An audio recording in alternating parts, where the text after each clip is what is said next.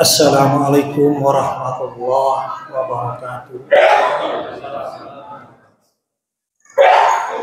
Alhamdulillah, alhamdulillahirabbil alamin. Wa bihi nasta'inu ala umuri dunya waddin wa ala alihi wa sahbihi ajma'in. Asyhadu an la ilaha illallah wahdahu la syarika lah wa asyhadu anna Muhammadan abduhu wa rasuluh. Allahumma sholli ala sayyidina Muhammad wa ala ali sayyidina Muhammad. Allahumma sholli ala sayyidina Muhammad wa ala ali sayyidina Muhammad. Allahumma sholli ala sayyidina Muhammad wa ala ali sayyidina Muhammad. Amma ba'du. Hadirin bapak-bapak, sang ibu-ibu, hadirin muliakan ku Allah, jamaah salat Isya dan tarawih. Alhamdulillah kita masih diberikan kekuatan, tenaga pikiran sehingga kita memilih untuk jalan yang benar, melaksanakan sholat Isya berjamaah. Dan tadi kita telah selesai melaksanakan saum.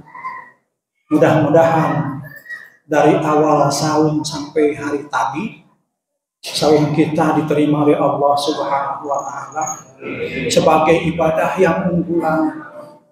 Dan kemudian hari besok dan seterusnya sampai 1 bulan penuh, mudah-mudahan kita diberikan kekuatan, diberikan kesegaran hati, kesegaran keimanan, sehingga kita bisa melaksanakan semua perintah Allah Subhanahu wa taala. Amin ya Allah ya rabbal alamin.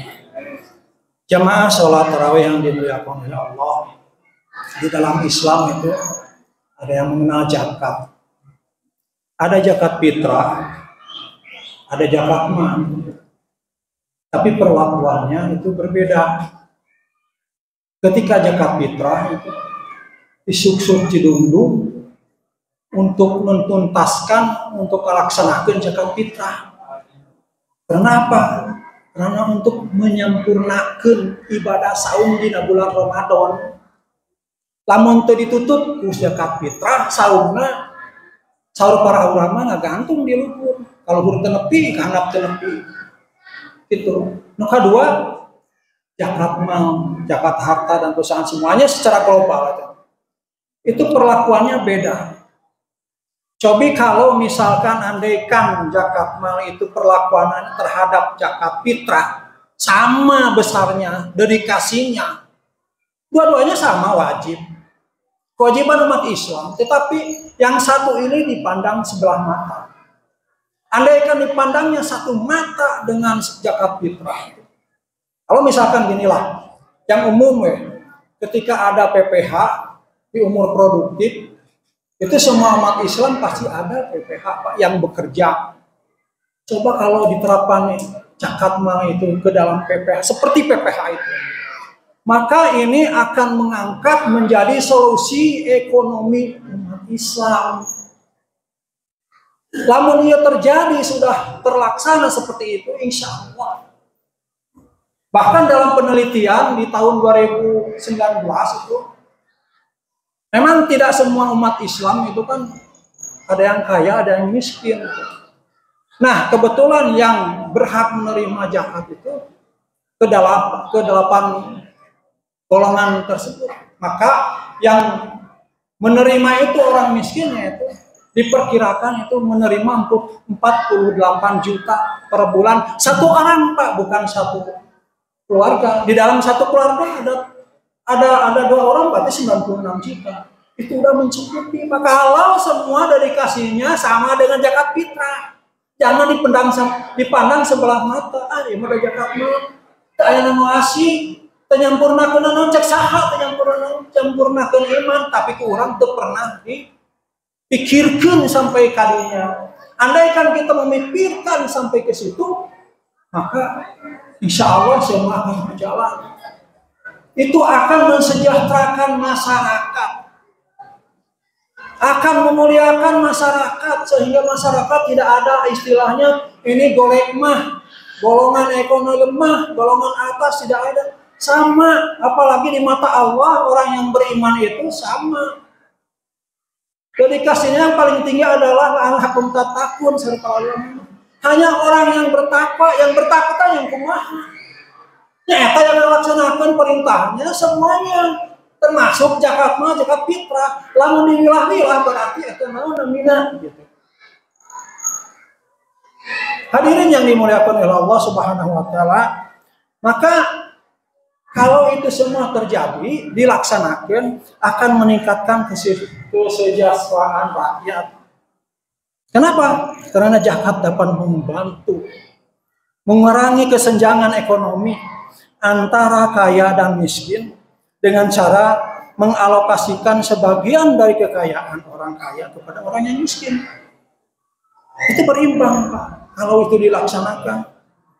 Kemudian zakat juga dapat membantu meningkatkan kualitas hidup masyarakat dengan cara membiayai. Sekarang Badan Amil Zakat itu Pak mengeluarkan program beasiswa. Ada 2 beasiswa. Yang pertama beasiswa cendekia, khusus mungkin bagi orang yang golongan yang di luar pesantren. Tapi sebetulnya itu bisa saja orang yang pesantren juga. Yang kedua golongan yaitu gelombang pesantren. Jadi ada 2. Silakan Bapak mengakses dalam Badan Amil Zakat Nasional di situ. Kalau misalkan memang syarat-syaratnya itu, kalau kita mengingat ke dalam syarat-syaratnya itu, kita jangan melihat syarat-syaratnya itu, kita laksanakan aja.